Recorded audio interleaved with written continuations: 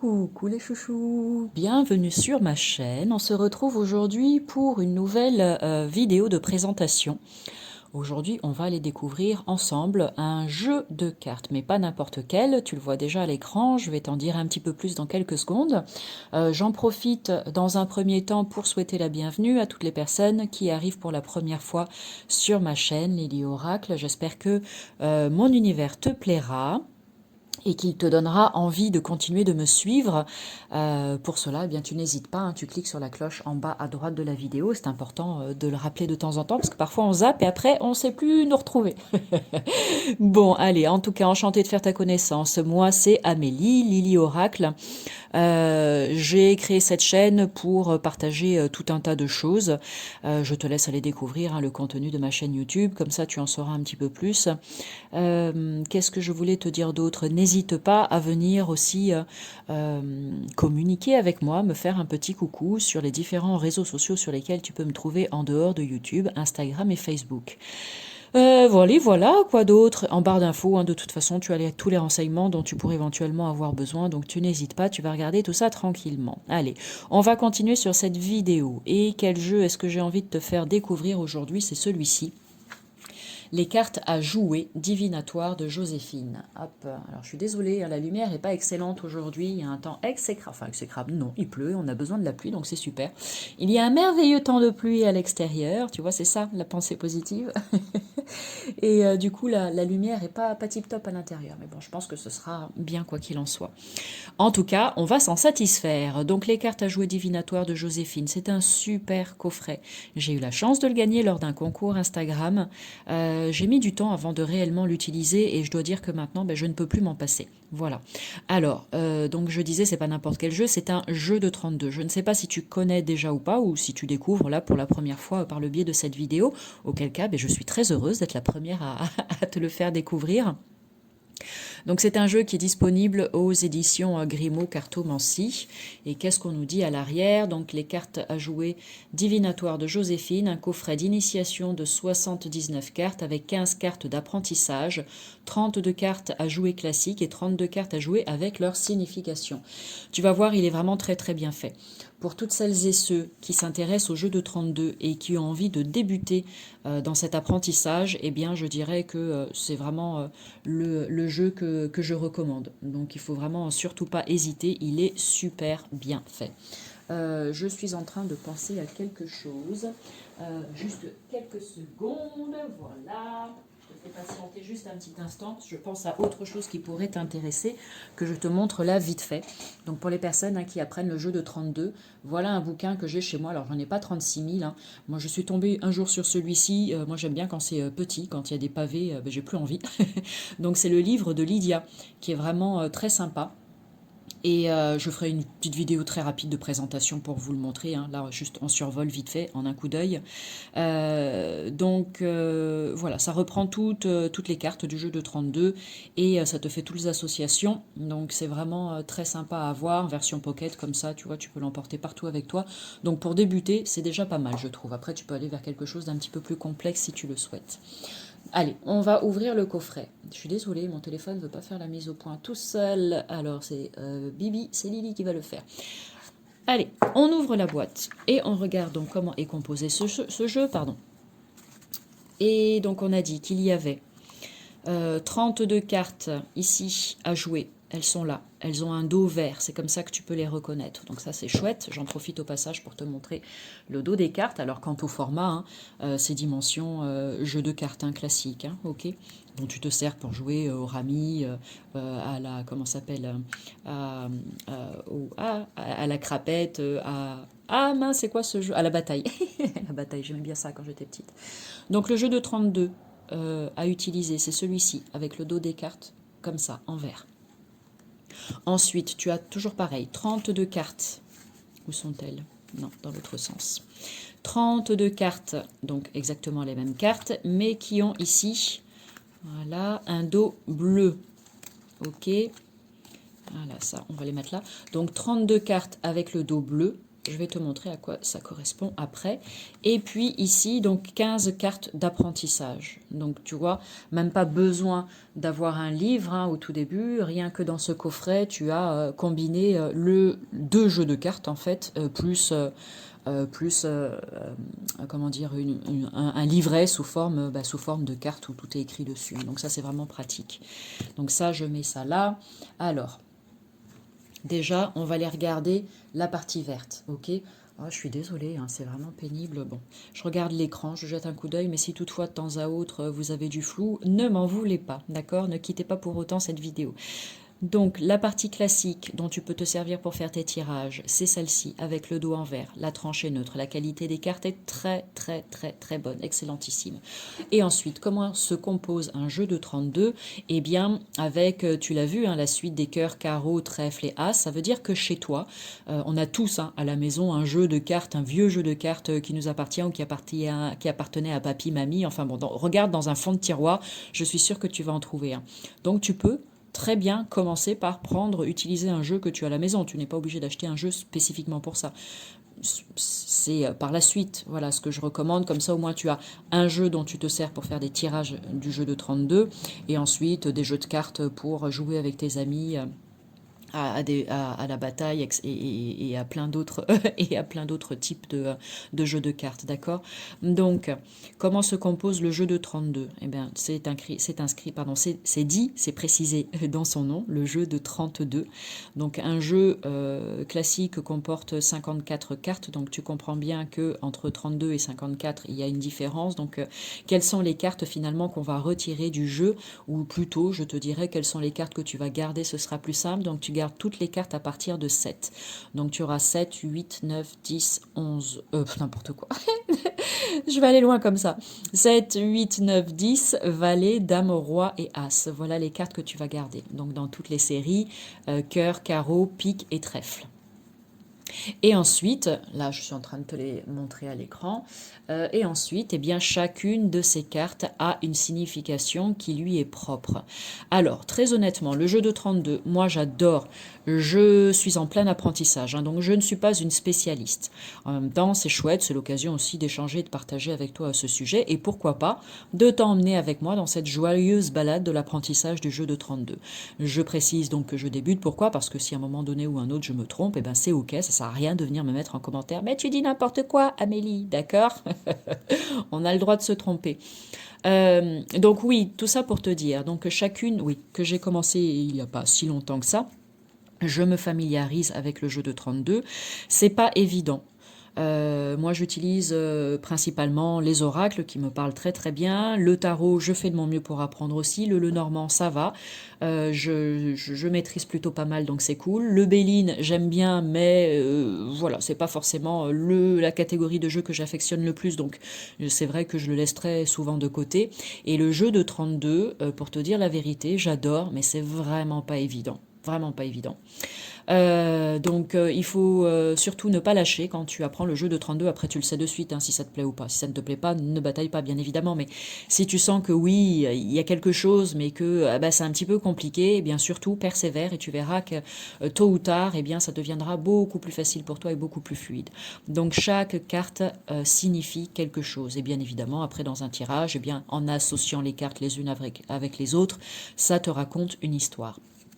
Donc, le sujet de cette vidéo n'est pas de t'expliquer à quoi correspondent chacune des cartes, bien que au passage tu en verras peut-être une ou deux comme ça très rapidement.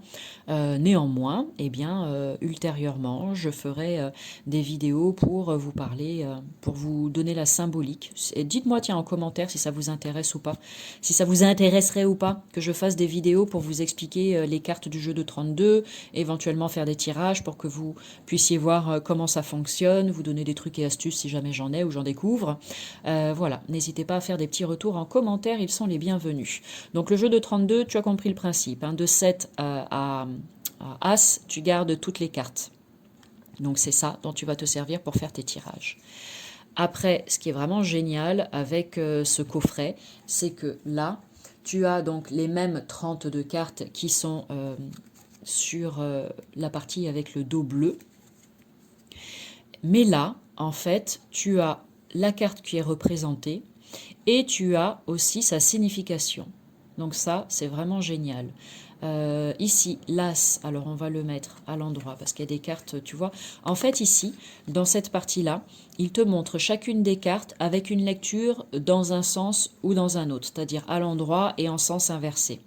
Très honnêtement, je n'ai pas forcément pris beaucoup de temps à regarder cette partie-là pour ne pas me laisser influencer, parce que je me suis rendu compte entre ce que moi j'ai pu voir quand j'ai farfouillé un petit peu ici et là sur YouTube, entre ce que j'ai pu apprendre dans ce livre-là que je t'ai montré et entre ce qui est écrit ici, qu'il y avait certaines divergences et ça a commencé à me perturber. Je me suis dit, ok, ben, qui dit vrai alors? Est-ce que c'est ce que moi je ressens? Est-ce que c'est ça? Est-ce que c'est le bouquin? Bref, je sais plus. Donc j'ai dit stop, fie-toi à ton ressenti. Et puis en même temps, si d'autres personnes interprètent différemment, eh ben c'est pas très grave. Euh, Moi, c'est vraiment ce que je prône sur ma chaîne, hein, de vous faire confiance, ok? Alors bien évidemment, il y a quand même des choses à savoir hein, sur le jeu de 32. Cette carte, par exemple, de la Dame de Pique ne représentera jamais le domaine du travail, tu vois, par exemple. Vous voyez? Tu vois, vous voyez, peu importe. Elle a sa signification qui lui est propre. C'est comme au tarot. Si tu prends la carte du magicien, arcane majeur au tarot, elle n'aura jamais la signification de la carte du soleil. On est bien d'accord. Mais qu'est-ce que je voulais dire? Donc il y a quand même voilà une symbolique qui est propre à chacune des cartes. Mais après, entre un bouquin et un autre, une méthode, une autre, une personne ou une autre, on peut te dire parfois des choses qui sont différentes. Donc tout ça, c'était pour te dire de ne pas te laisser perturber par tout ça. Ce qui compte au final, c'est lorsque toi tu vois la carte, à quoi est-ce que ça te fait penser par rapport aux différents mots-clés que tu trouves concernant la symbolique de chaque carte. D'accord? Et puis ensuite, bah, tu te crées ton propre, comment dire, ton propre livret. Tu prends un cahier tout simplement et puis tu lui dis, bah voilà, l'as de pique pour moi, ça veut dire ça, ça, ça, associé avec telle carte, ça veut dire ça, etc. C'est ça aussi l'apprentissage, hein, d'accord? Ça prend du temps. Bah oui, ça prend du temps. Donc ici, comme je te le disais, chacune des cartes, oui, tout ça c'était pour te dire que là, chacune des cartes, on te donne des mots-clés lorsqu'elles se présentent à l'endroit ou en sens inversé. Tu verras que dans les livres ou même sur les vidéos que tu peux voir sur YouTube, on te dit que seulement certaines cartes ont une signification à l'endroit et en sens inverse. D'accord? Là, ils ont pris le parti de faire toutes les cartes dans un sens et dans un autre. Donc là, c'est pareil, c'est toi qui vois si ça te parle ainsi ou pas. Donc là, par exemple, pour l'as de pique.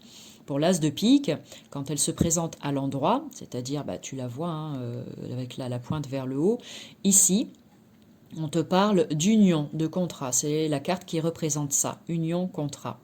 Lorsqu'elle se présente à l'envers dans un tirage, ici, tu as procès, litige. D'accord? Donc ça représenterait ça, une procédure ou un litige. Maintenant, hop, je retourne dans un sens. Là, c'est super aussi. On te dit donc si elle sort à l'endroit et associée avec une autre carte. Donc ici, tu vois, en association, l'as de pique associé à une carte cœur, là, on parle de vie personnelle et sentimentale. Ce que tu vas interpréter correspondra à ça. Pardon, je te dis des bêtises. Autant pour moi. Je te dis des bêtises. Alors attends, je regarde. Ouais, pour voir. Financier, victoire. Si, ouais, professionnel, financière, immobilière, difficile à accepter. Ouais, bon. Ici, c'est dit de façon assez simple quand même, mais tout ça pour te dire que lorsque tu vas associer cette carte avec une des autres cœurs, une des autres familles cœur, carreau, trèfle ou bien une autre carte pique, eh bien voilà ce à quoi ça va représenter. D'accord? Donc avec du cœur, vie personnelle et sentimentale, on te donnera des indications sur ta vie personnelle et sentimentale. Ici, le carreau parle donc du commercial et professionnel, ici, dans ce jeu tel qu'il est proposé. Moi, personnellement, c'est pas forcément comme ça que j'interprète la famille des carreaux, mais ça n'engage que moi. Ensuite, trèfle financier immobilier. Et ici, pique lourd de conséquences. Donc là, tu as des petits mots-clés, des informations. Lorsqu'elle se présente en sens inversé, ici, associé avec une carte cœur, on te parle de divorce, de différend familial, avec une carte carreau, litige commercial, une carte trèfle, poursuite financière, et une autre carte pique, procès désavantageux. Bon, très honnêtement, encore une fois, je le dis, parce que c'est pour le moment, ce que je ressens. Je ne me sers pas enfin, je me sers ouais, quasiment pas de cette partie-là. J'irai y jeter un œil de temps en temps parce que il y aura quand même des choses qui vont m'intéresser dedans, mais j'évite de regarder juste parce que pour moi, il y a trop, c'est juste un goût personnel. Il y a trop d'informations et ça me perturbe en fait dans mon apprentissage. Donc je préfère laisser venir les choses au fur et à mesure des tirages. Il y a de nouvelles informations qui viennent et c'est comme ça que j'agrémente mon propre livret en fait du jeu de 32. Et ensuite, ce qui est intéressant ici, c'est qu'on te parle de datation. Donc au niveau de la datation, si tu as cette carte qui sort, et bien là, on te parle des prochaines semaines. L'événement ou ce qui est annoncé, en tout cas dans ton tirage, arrivera dans les prochaines semaines. Et là, on te dit aussi, tu vois, dans ton tirage, si tu as deux as dans la totalité de ton tirage, si deux as se présentent, on parle de projet d'union. Si trois as se présentent, on parle de réussite providentielle. Et si tu as quatre as dans ton tirage, on parle de coup de chance. Donc ça, c'est vraiment très intéressant, là, cette partie-là, tu vois. Voilà comment c'est fait pour chacune des cartes. Je vais t'en montrer une ou deux autres comme ça pour que tu vois que tu aies un petit peu plus une meilleure idée. Ici, le 9 de cœur qui pour moi représente l'amour, la joie, le bonheur, la gaieté. Donc ici, dans un sens, à l'endroit, on te parle de succès et de bonheur et lorsqu'elle se présente en sens inverse, on te parle d'amour. Moi, je ne fais pas la différence entre à l'endroit et à l'envers. Bon, peut-être que dans quelques semaines, quelques mois ou voire quelques années, quand je serai au top du top avec le jeu de 32, je pourrai y apporter cette nuance dans mes tirages. Mais pour le moment, je commence simple.